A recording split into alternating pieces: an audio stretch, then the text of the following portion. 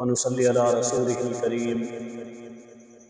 أما بعد فأعوذ بالله من الشيطان الرجيم بسم الله الرحمن الرحيم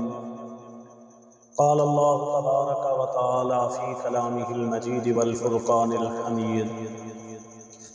قل لتحاجوننا في الله وهو ربنا وربكم ولنا أعمالنا ولكم أعمالكم ونحن له مخلصون أم تقولون إن إبراهيم وإسماعيل وإسحاق ويعقوب والأسباط كانوا هودا أو نصارى قل أأنتم أعلم أم الله ومن أظلم ممن كتم شهادة عنده من الله وما الله بغافل عما تعملون تلك أمة قد خلت لها ما كسبت ولكم ما كسبتم ولا تسألون عما كانوا يعملون صدق اللہ العلی العظیم۔ میرے واجب الاحترام خواتین و حضرات، ارشاد باری تعالی ہے کہ اے پیغمبر کہہ دیجئے اتحاجوننا، کیا تم جھگڑا کرتے ہو ہمارے ساتھ اللہ تعالیٰ کے بارے میں؟ وَهُوَ رَبُّنَا وَرَبُّكُمْ، وہ ہمارا بھی رب ہے اور تمہارا بھی رب ہے۔ اس سے مراد یہ ہے کہ وہ لوگ آ کر یہ کہتے کہ ہم جو کچھ کر رہے ہیں یہ اللہ تعالیٰ کی جانب سے ہے اور ہم اللہ ہی کے حکم کے مطابق یہودی ہیں، نصارہ ہیں یا مشرک ہیں، یعنی اس بات کو وہ اللہ تعالیٰ کی طرف ہی منسوب کرتے اور آپ سے مجادلہ کرتے، مباحثہ کرتے۔ تو اللہ تعالیٰ نے فرمایا کہ آپ اللہ تعالیٰ کے بارے میں ہم سے یہ بات چیت کرتے ہیں، جھگڑا کرتے ہیں، وہ ہمارا بھی رب ہے اور تمہارا بھی رب ہے،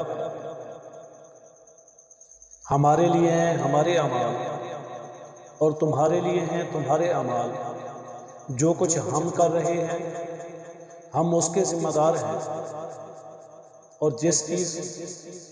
کا ہمیں حکم دیا گیا ہے اسی کے بارے میں ہم سے پوچھا جائے گا، اور جو کچھ ہم کہہ رہے ہیں وہ ہم کسی دلیل پر، کسی بنیاد پر،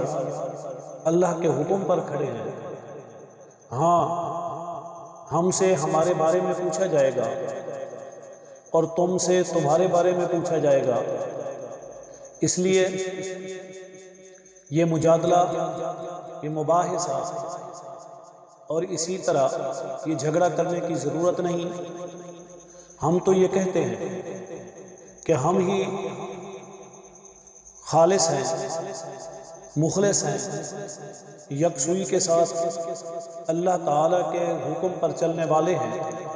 اللہ تعالیٰ کے حکم کی پیروی کرنے والے ہیں، اللہ تعالیٰ کے بتائے ہوئے ہر طریقے پر من و عن چلنے والے ہیں جیسا کہ اللہ نے حکم دیا۔ کیا تمہارا یہ جو دعویٰ ہے اور تم کہتے ہو کہ ابراہیم علیہ السلام، اسماعیل علیہ السلام، اسحاق علیہ السلام، یعقوب علیہ السلام اور ان کی آل یہ یہودی تھے یا نصارہ تھے، تمہارے پاس اس کے بارے میں کیا دلیل ہے؟ کون سی ایسی چیز ہے جس کے ذریعے تمہیں یہ بتایا گیا؟ اگر ہم دلائل کی بنیاد پر دیکھیں تو یہ بات سمجھ آتی ہے کہ حضرت ابراہیم علیہ السلام، حضرت یعقوب علیہ السلام، حضرت اسماعیل علیہ السلام، حضرت اسحاق علیہ السلام ایک بہت لمبا زمانہ پہلے آئے۔ یہ یہودیت یا اسی طرح عیسائیت، یہ دونوں بہت بعد میں آنے والے مذہب ہیں۔ اگر ہم تاریخ کا مطالعہ کریں، یہودیت حضرت ابراہیم علیہ السلام سے 1500 سال بعد میں وجود میں آئی۔ 1500 سال کا زمانہ گزرنے کے بعد یہودیت کا آغاز ہوا۔ جب آغاز ہی 1500 سال بعد ہوا تو حضرت ابراہیم علیہ السلام 1500 سال پہلے کیسے یہودی بن گئے؟ اسی طرح عیسائیت 3500 سال بعد وجود میں آئی۔ یہ لوگ 3500 سال پہلے کیسے عیسائیت کے اندر داخل ہوئے، وہ کیسے عیسائی تھے؟ ہاں یہ بات تو سمجھ آتی ہے کہ جو کام انہوں نے کیے، جن چیزوں کے بارے میں وہ عمل کر رہے تھے، ان میں سے کچھ چیزیں تورات کے اندر، اسی طرح انجیل کے اندر، یہودیت اور عیسائیت کے اندر موجود تھی، لیکن اس سے یہ مراد لینا کہ وہ لوگ ان کے تابع تھے، یہ ایسا نہیں، بلکہ اللہ تعالیٰ خود فرما رہے ہیں